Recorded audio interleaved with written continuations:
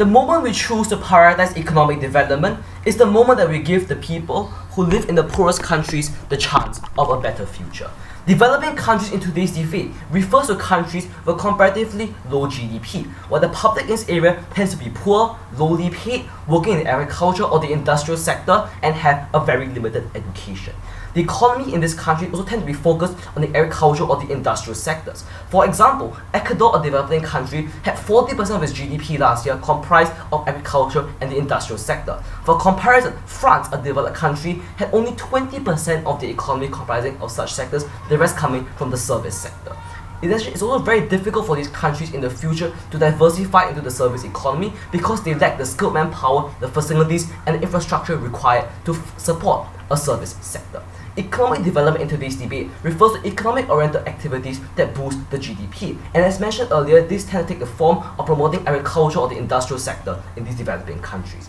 Environmental protection, on the other hand, refers to efforts at environmental conservation, such as closing coal mines or preventing logging, which will increase farming area. And therefore, this directly contradicts with economic development. In addition, this can be better ensured in the future by rich countries as they have more money to afford the best quality environmental protection.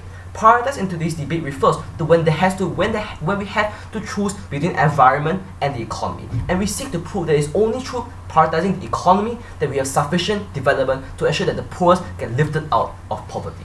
Our stance in today's debate is that rich countries who have polluted the most in recent history have the obligation to ensure Earth's protection. Poorer countries should be exempted from this obligation and they should be allowed to develop properly and ensure prosperity for their citizens. In addition, when they develop and become rich in the future, they will then have to take on this obligation and start introducing environment-focused policies. Whoever takes today's debate is the one who is better able to protect the citizens of these developing countries as well as the environment. Our burden in today's debate is not to show that there will be no environmental destruction at all, but that the lives of the citizens in less developed countries will be improved on our side, and that is a far more important metric. Their side's burden is to show that they can simultaneously protect the environment and ensure that the lives of these poor citizens are improved to the same degree as on our side. As first speaker, I'll be running two arguments. Firstly, on ensuring economic growth, and secondly, on how we best respect the will of the populace. My second speaker running the argument on how we better ensure long-term environmental protection. First argument, on ensuring economic growth. What is the type of economies in developing countries? As mentioned in my characterization earlier, these tend to take the form which is focused on agriculture or the industrial sector and will likely remain this way for the foreseeable future, given that they lack the skilled manpower and infrastructure needed to make this jump. And therefore, these forms of agriculture and industrial are likely to cause pollution or harm the environment, as it invasive and pollutes it by nature. For example, the agricultural sector involves logging to increase farming area, while the manufacturing industry involves releasing greenhouse gases as a byproduct of working the machines. And however, they don't even have these extreme forms to be considered environmental harm, because anything such as cutting out a small part of the forest to build a road is already considered environmental harm. And therefore, when opposition chooses to prioritize environment, this therefore cripples the core tenets of a developing economy. This means that a simple road that cuts through a small section of a forest but boosts productivity immensely and attracts more foreign investors will be stopped.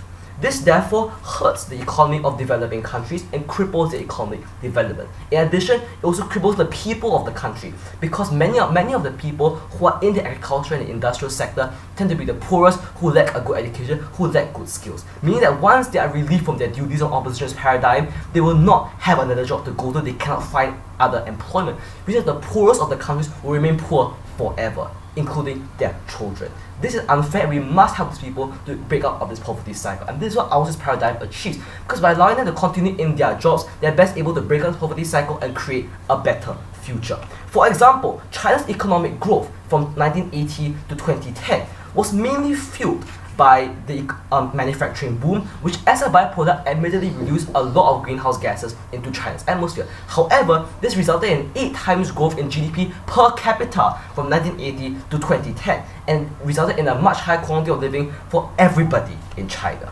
Second argument, public opposition to environmental protection. What is the psyche of people in developing countries?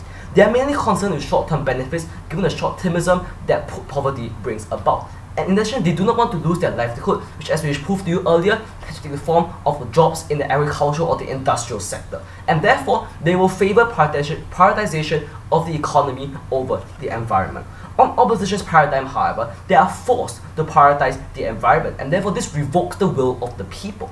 For example, when China announced in March this year that they will slash 1.8 million jobs in coal and steel, hundreds of coal miners from Anyuan marched and protested against the Chinese government amidst similar protests across China. However, we respect the will of these people by prioritizing the economy, and we abide by this will. This not only reduces public opposition, but also shows that the government is willing to listen to the will of the people. But why is it so important? Because the government is an elected representation of the population, and therefore their duty is to represent the voices of the people in their jurisdictions. Therefore, they have to abide by what the people want. This is the core tenet of democracy. This is why Switzerland is one of the most successful democracies worldwide, have allowed their citizens to decide on many policies, ranging from the smallest policies to constitutional changes. And therefore, because our side is best able to protect the people's lives and fulfill the role of the government, I am so very proud to oppose.